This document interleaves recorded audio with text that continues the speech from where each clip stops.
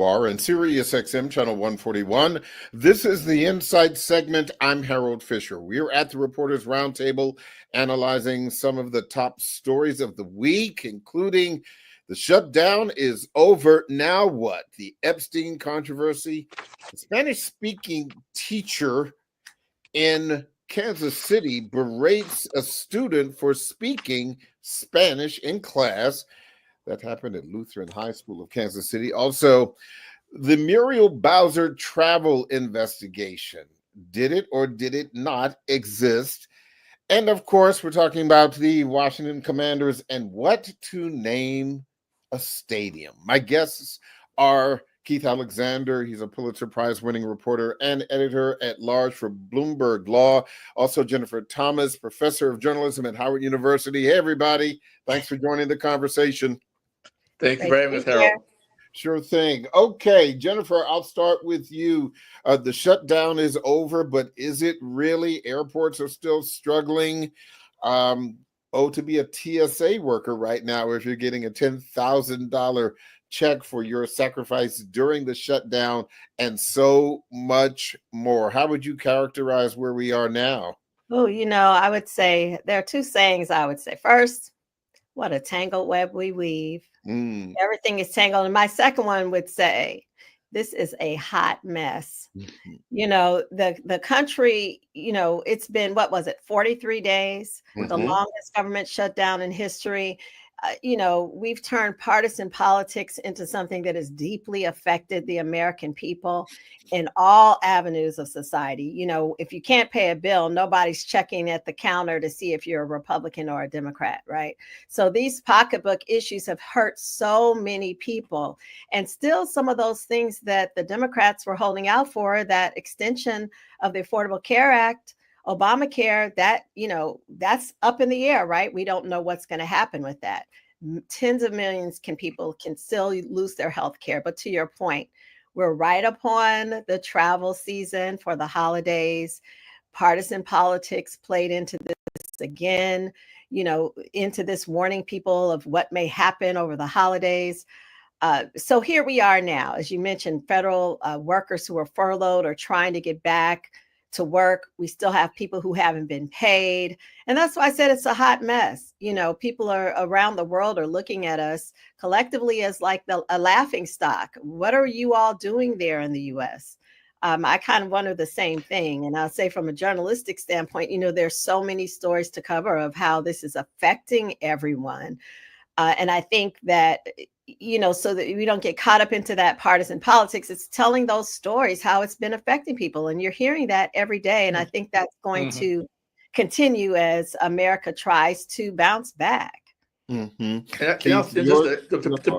piggyback on what Professor Thomas was saying, one of the stories that is very big are restaurants, that suffered and have closed up and are closing up, lost a lot of revenue for 43 days. Now, mind you, restaurants have been on, especially in D.C., in downtown D.C., ever since the pandemic. Those that have survived are struggling. And now you take over a month away where people are not coming in for lunch, for dinner.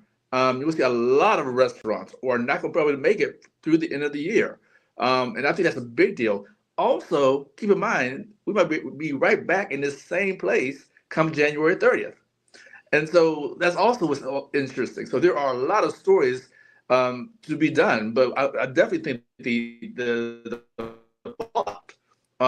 businesses that depended on those government workers, particularly taxi cabs and drivers, Uber drivers and restaurants who depend on, and just where these people are right now.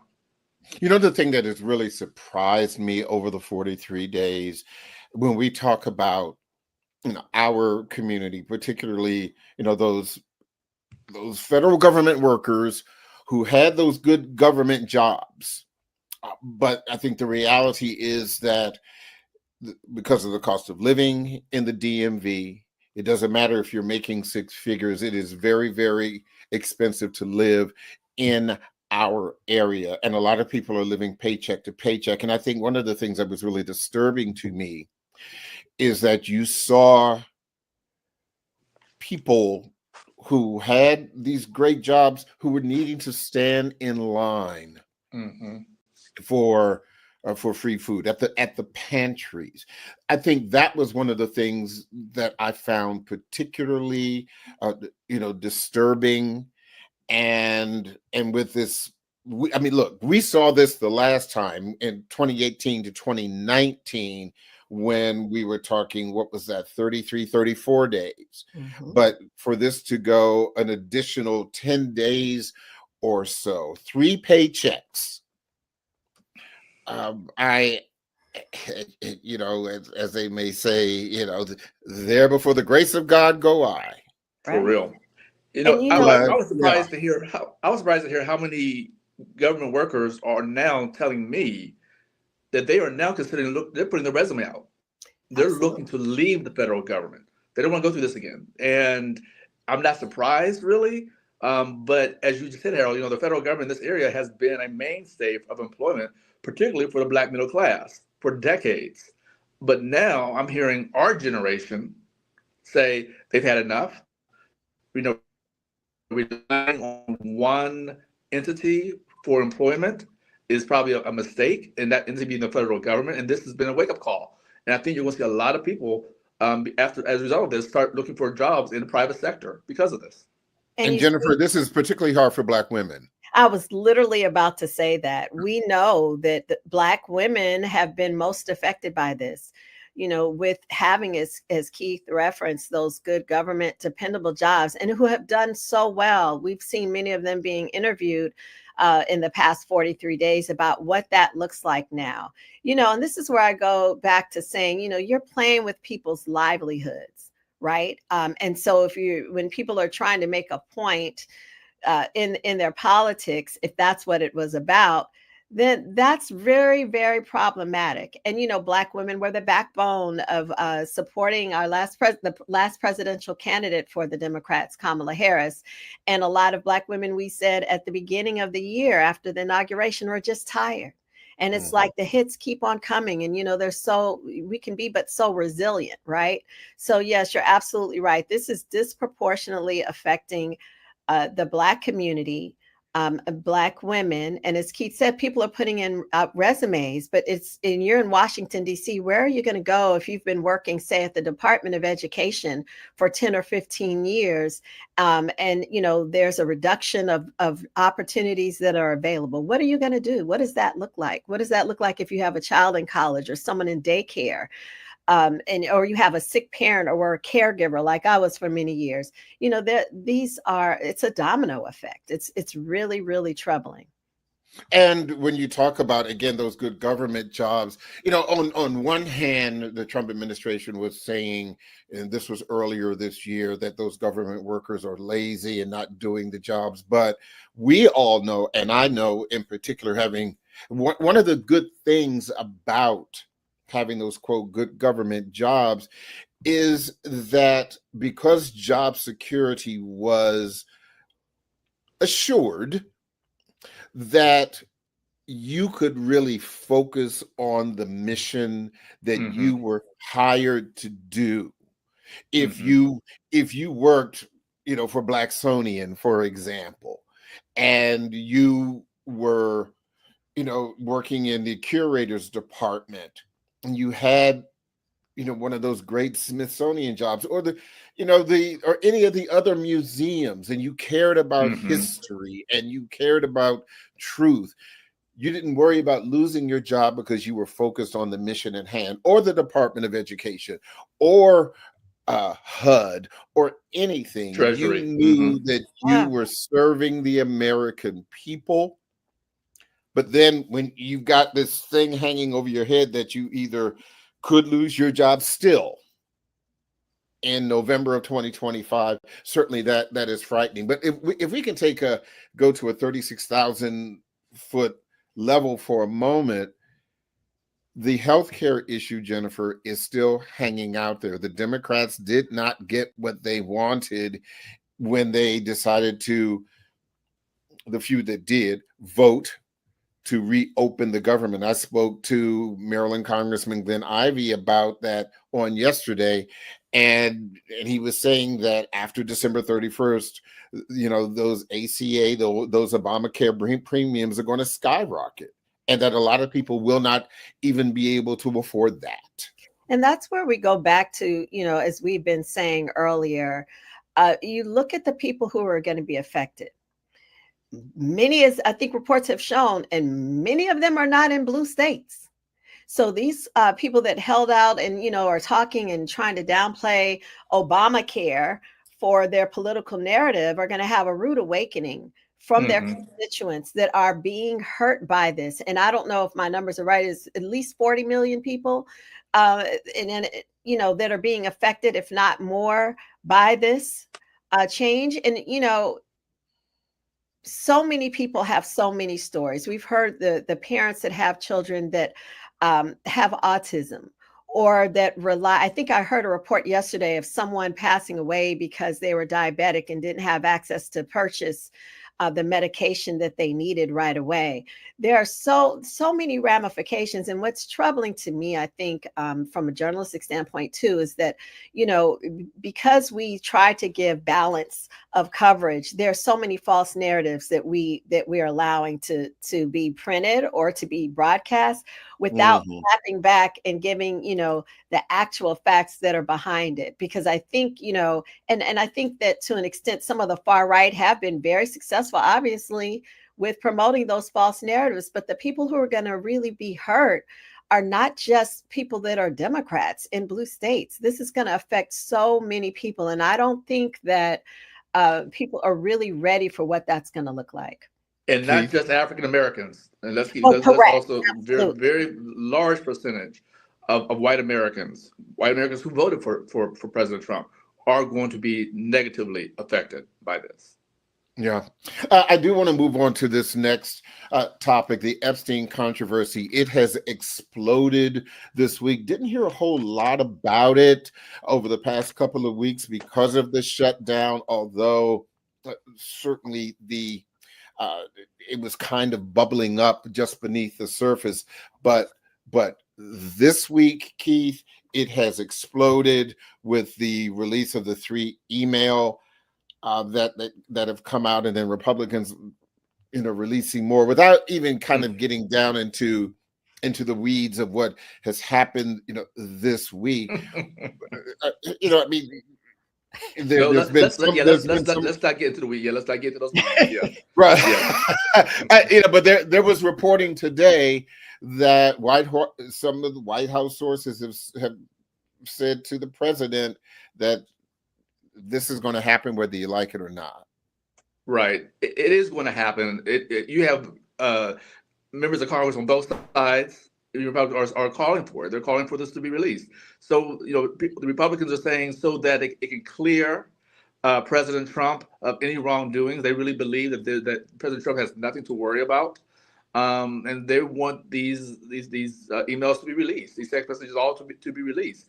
Even today, President Trump ordered Attorney General Pam Bondi to investigate, quote, all high-level individuals associated with Epstein. Obviously, that means a lot of the Democratic politicians, some of his rivals, but he's ordering the Justice Department to look into all connections between Epstein and high-level individuals. So we're going to see what that means. JP Morgan Chase released a statement today that said, in part, that we regret any association with this man. I mean, that's not PR speak. That's street speak. I'm sorry we had anything to do with this guy at any point. That, to me, Jennifer, was pearl clutching. Well, it is pearl clutching, and a lot of it, I mean, if as you said, without going into the weeds, we're talking about not just people from entertainment and media, but we talk about foreign governments, we talk about attorneys, we see what happened with Prince Andrew. This is why these are wide ramifications, and it spreads across all types of genres for people that were allegedly associated with Epstein. And so when it comes to this, it's just very ironic because you have so many Republicans who want those files released. And now with the swearing of the newest Congresswoman, was it just yesterday? There will likely be a vote that goes forward that says, okay, we need to see more of what's out there.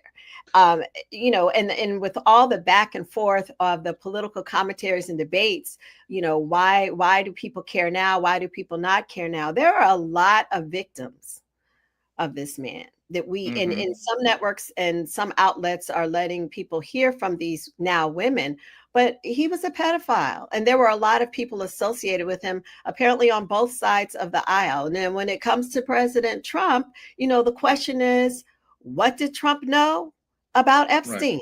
Right. And when did he know it? Was he involved? And then they're saying they weren't involved. But at one point, you had the FBI and the Justice Department saying, we're going to release everything. And then all of a sudden, the files are closed. So, it's this back and forth. Hold that point, Jennifer. Hold that point. I'll let you finish on the other side, because there's much more to talk about it related to this topic alone and some others coming up as well. We are going to take a quick break. The Original Quiet Storm with Raheem Devon is coming up next on WHUR-FM. This conversation continues on Sirius XM channel 141 in just a few seconds. Welcome back to the Daily Drum on Sirius XM, channel 141. I'm Harold Fisher. We continue our conversation at the Reporters Roundtable. My guests are Jennifer Thomas, professor of journalism at Howard University, and Keith Alexander, editor-at-large for Bloomberg Law. We were talking about the Epstein controversy. Jennifer, continue your point. Well, I'll just kind of wrap up what I was saying, and I'm sure Keith may have more to add on. There's, the question is, as I like to say sometimes, and my dad would say, who shot John? Like, who knew what? Right? There's a lot of back and forth, and there's so many reports. And then you have with Ghislaine Maxwell, being moved to what some would call like the YMCA of prisons now, after, or the YWCA, yeah. Yeah, with the deputy general. What did you say, Keith? You said the YWCA. Oh, I'm sorry. Yes, correct myself. The YWCA, right? Or the country club now. After having this, mysterious meeting where at one point she said something and then later she's saying something else, and everyone knows that she's a convicted felon now. She's known to be a liar. People within the White House and within the administration are known to not tell the truth. So it's like the truth is in there. But are we ever going to find out what it is? And then more importantly, do people care? They've still elected Donald Trump president despite what they saw in Access Hollywood, despite being convicted of, dozens of crimes. So does it matter? And I think it does matter, Jennifer. But you brought up a good point. I'm really interested to see what Ghislaine Maxwell said. When she testified, what she told the Department of Justice during an interview that got her put into that very swanky prison. I'm wondering if anything in these emails or these text messages will contradict what she told DOJ officials. And if it does contradict what she told them, will they then take her out and put her back where she was? That is what I'm waiting to see. Also, I'm really curious about this relationship between Epstein and former Trump advisor Steve Bannon. Very want to see what happens with that, because Bannon is all through these emails. He was very close to Epstein. He was working on trying to work on a documentary on behalf of Epstein. And so I'm very interested to see what Bannon's relationship really was with Epstein, because where there's Bannon, there was also Trump. Some would argue. So we'll see. You know why I think this matters, and this is really, really foundational, is not only why it does, but why it should. Right. Because pedophilia, the molestation of underage girls, it's a crime. Trafficking is a crime. And I think when you look at the politics of it, three people have really, really stood out: Marjorie Taylor Greene, Lauren Boebert, and Nancy Mace. All of them Republicans, certainly Lauren Boebert and Marjorie Taylor Greene from Georgia, Boebert from Colorado. Those are MAGA all the way. But even those elected officials, they have drawn a line when it comes. And you may remember earlier this year, Nancy Mace speaking, on Capitol Hill about, her struggles with sexual assault. Mm-hmm. And I think that no matter what your politics are, that these women who, particularly Boebert and Green, who have unequivocally supported the president, rubber stamped anything that he does or says, or have drawn a line here. That is why I think that this is certainly important. And even if it easily gets through the House, I think the pressure that is going to be put upon the Senate will allow it to pass through the Senate. The big issue is if it goes before the president and he has to sign it, is he going to be like, who going to check me, boo? Or will somebody, say, look, you're just going to have to sign it and let the chips fall where they may. And it's Maxwell. I'm sorry. Go ahead, Jennifer, please. And I was going to say, and another question is Maxwell going to inevitably get a pardon at some point? Exactly. Is another question. But to your point, that's, I think, the crux of the issue that I think is the common denominator, or that should be, and that is of the victims, who are still around or who left their trails to tell the story. And that's what a lot of their supporters have been stressing. Let's get to your point. Let's get outside of this partisan politics and this politics in general. There are people's lives who have been affected. These are serious crimes. And think about back if also a young lady killed herself. One of the survivors. She committed suicide. Absolutely. And if we think just really quickly back to the first administration, when people were saying Hillary Clinton had this Pizzagate and she was hiding people in the basement, and a gunman came and was looking for Hillary, it got so out of control, but so many people were apparently so concerned about this issue. Well, look, these are women who actually suffered abuse, and then the web is widespread. So let's be serious and give them the dignity that they deserve by going after this. So to your point, I absolutely agree. My question was, does it matter because, who's in office now and what the narrative is being spread by those who are supporters? And also, I talked to political people say that Marjorie Taylor Greene is using this as a way to run for the Senate. So that this is really an avenue for her to elevate her profile, if you will. That's what people are saying, that she's not so much, she's following what people in Georgia are saying, and she's really raising this, becoming vocal, because her plan is to run for the Senate. Well, we will definitely have to watch that. I do want to move on to this next topic. This video going viral of the Spanish-speaking student at Lutheran High School of Kansas City. For our listeners, if you've not seen it, here's an excerpt, and then we'll talk about it on the other side. I have both talked to you about speaking Spanish in my classroom, and now I'm the one that's being bad because I'm asking you to meet my expectations. We didn't know that was a policy. You could have reminded us. I have been talking to you about it since the beginning of school. Every time you talk in Spanish, you just tell us to stop talking. Yes, you don't why? Why do you think I do that? We don't know. Okay, two reasons. One, it's unfair to other people. You're speaking a language that half the people in the classroom can't speak. So it makes it seem like you guys are talking about them. So just because we speak Spanish, you're going to automatically think we're talking about someone in the class. And I understand some Spanish. So sometimes I do know what you guys are talking about. We're never talking Not about all someone. the time, and I can't pick it up nearly as quickly. But I do know some Spanish. If I tell you not to speak Spanish, there's a reason. I don't have to give you a reason. You're supposed to do it. Now, moving forward, there will be absolutely no Spanish in my classroom. There's a lot going on in that conversation. Let us not talk about the law first, about what the violation of civil rights. I'm not going to sit here and pretend that I knew it off the top of my head. It says that this is um, the principal said, referencing Title VI of the Civil Rights Act of 1964, that the teacher asking a student not to speak their native tongue in class is against the law. Okay.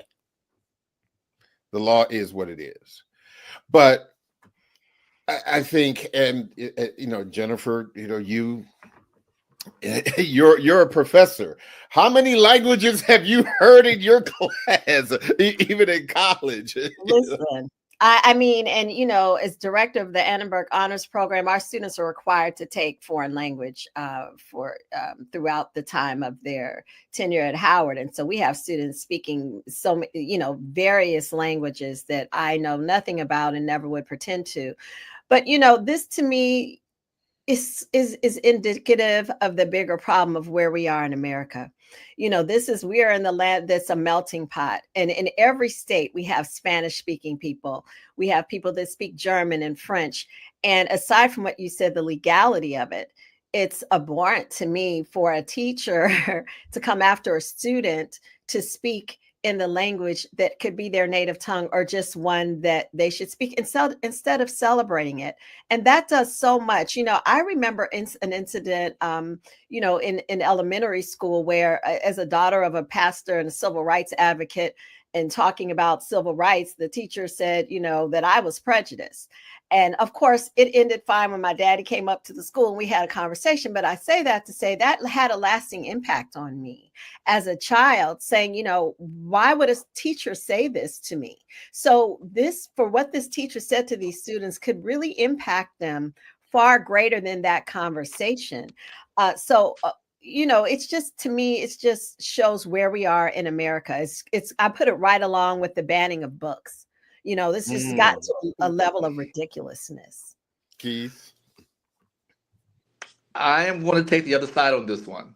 I think a teacher who is running a classroom has the right to dictate how children are to behave in her classroom.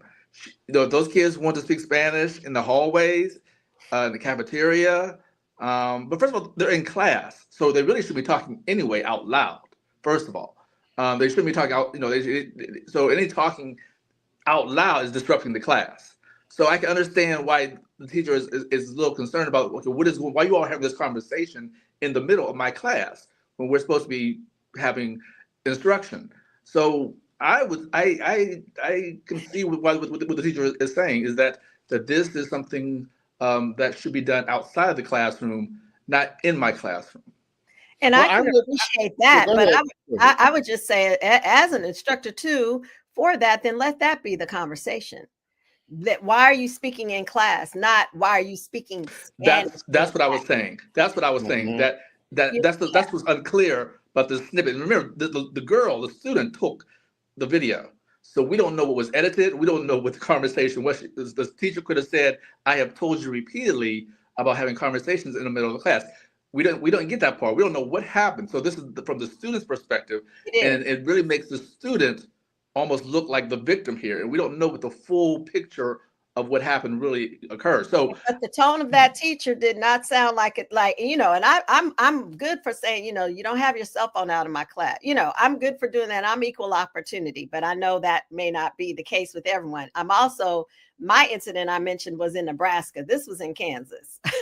Yeah, and this was in Kansas City, Missouri. Oh, in Missouri. I'm sorry. Yeah, right next door. Yeah, right next door. I know Kansas City. I know that was right next door to Omaha too. I think, and you can tell that the teacher was frustrated. This has been a source of frustration for this teacher, and I really think, just based on the teacher's demeanor, that she just got tired of these kids talking her class. Period. And the fact that she doesn't even understand what these kids are saying probably makes the situation even more difficult for her. But again, the bottom line is, why are you talking in class? It's not like you're responding to her questions. That's the issue. Why are these kids talking in class, whether they're speaking English, Spanish, Japanese, whatever? You're talking in class, and it's a disruption for the other kids around you. That's the issue. The way I heard the last thing she said was no Spanish speaking in my class. I was about to say, that's and the last way thing she said. That's and I was going to say the way I heard it And I listened, and and I haven't read too much. To your point, Keith, context is king, right? However, it seemed like her point was more so on speaking Spanish, not just speaking, because to me, as the instructor, she would be saying, regardless of speaking Spanish, you're disrupting the class. But it was totally focused on, I told you about that Spanish, so that's what I took from it. And in that case, I think that was problematic. And again, we don't know what was edited. We don't know right, what no, you we said don't. before or after. But I don't think that. I think two things can be true at the same time.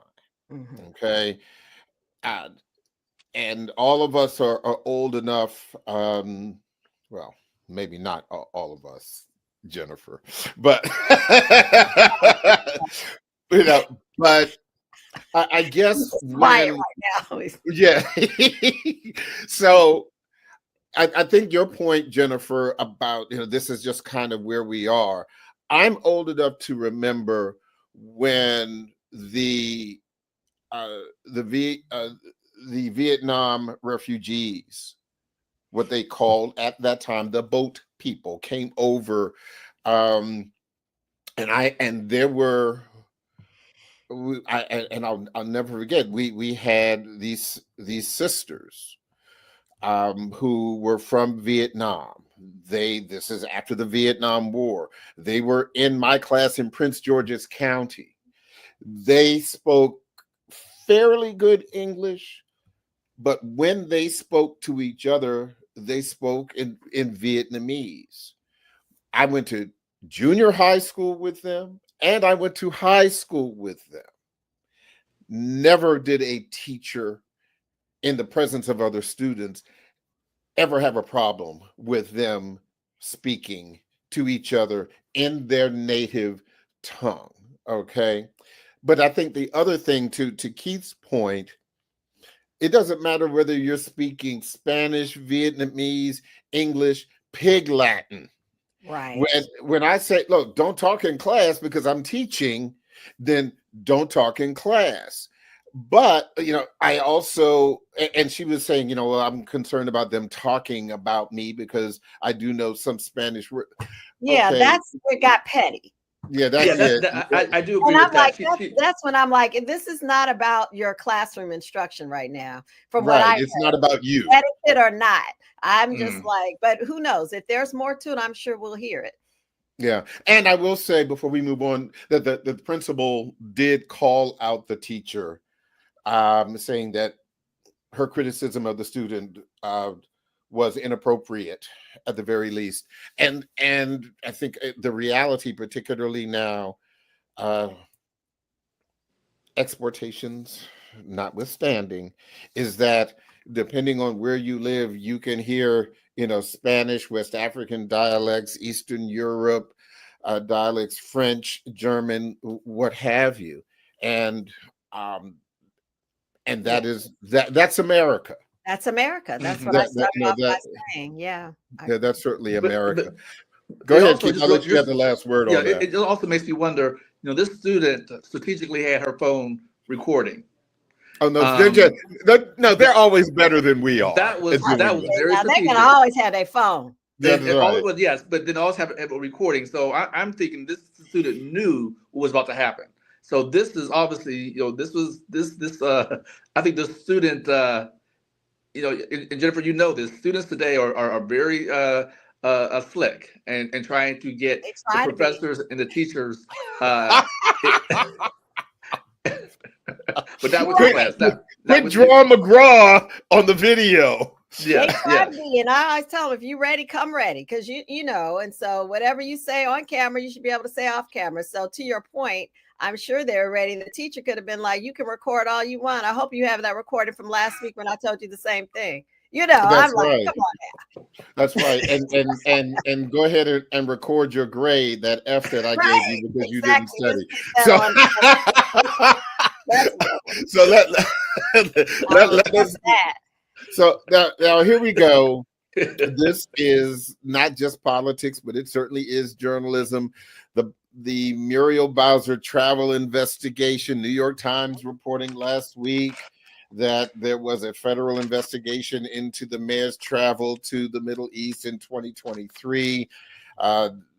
It finally came out that a portion of that trip was paid by the government of Qatar, 61,000 and some change. And then later reported, or the next day, that there was no investigation. Keith, I'll let you kind of start with this one, because this was a mess. Exactly. Yeah, this was another mess. A mess, a journalistic mess, but also a political mess as well. And there's a lot of smoke here. And it's a question where the fire really is. I don't think the fire is Bowser.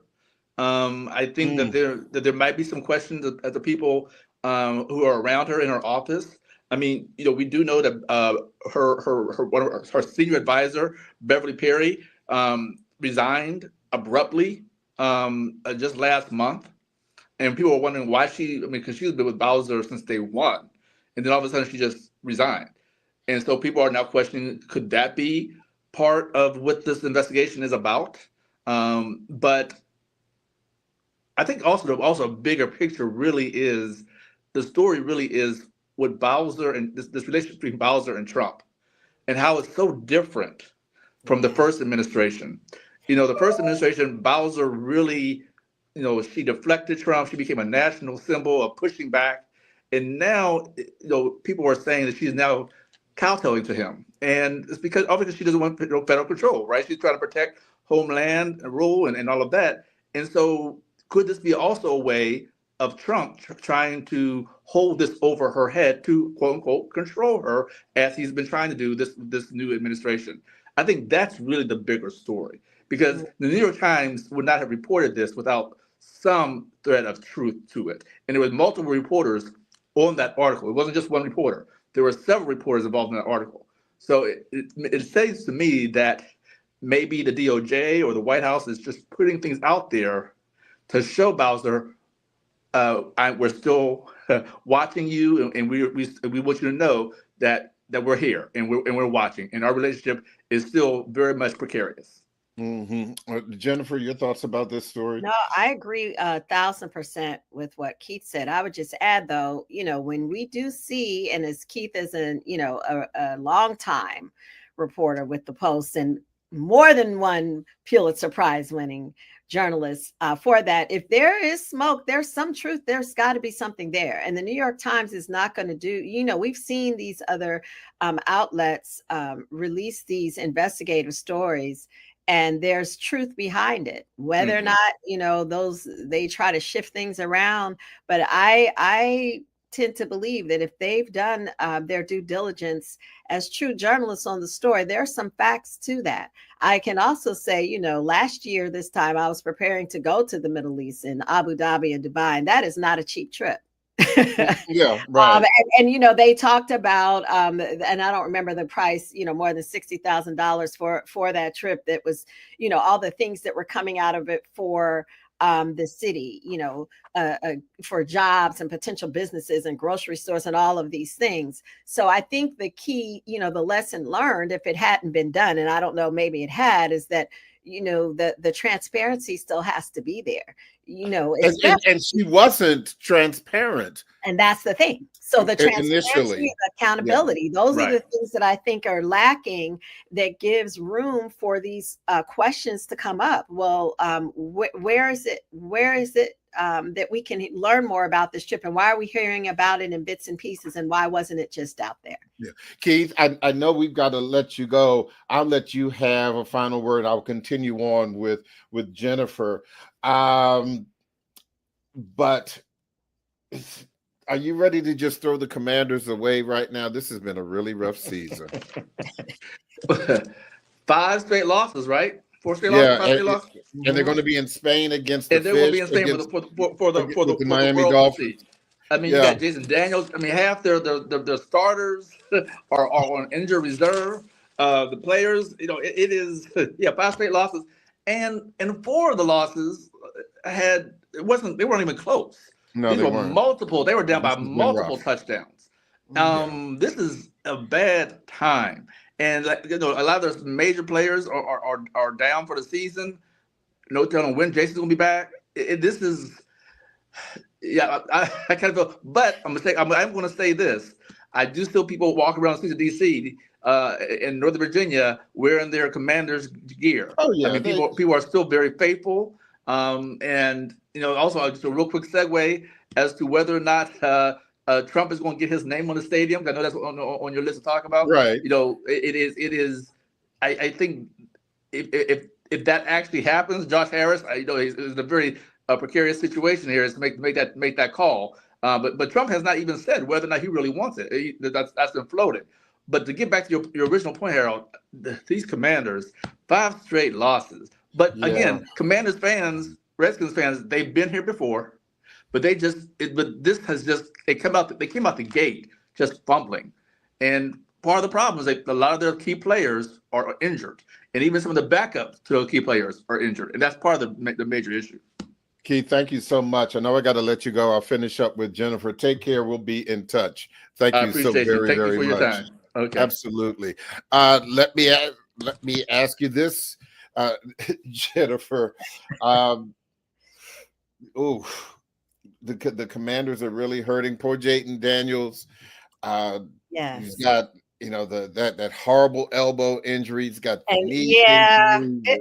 Listen, I'll have to say, full as we're talking about transparency, my man is a Cowboys fan, so he is. Yes, I know. Around that for someone who's watching these games and trying to have me watch that, I'm like, I don't want to see the elbow thing, but it is sad. And then we had the issue with the defensive coach, right? Wasn't he removed from his position?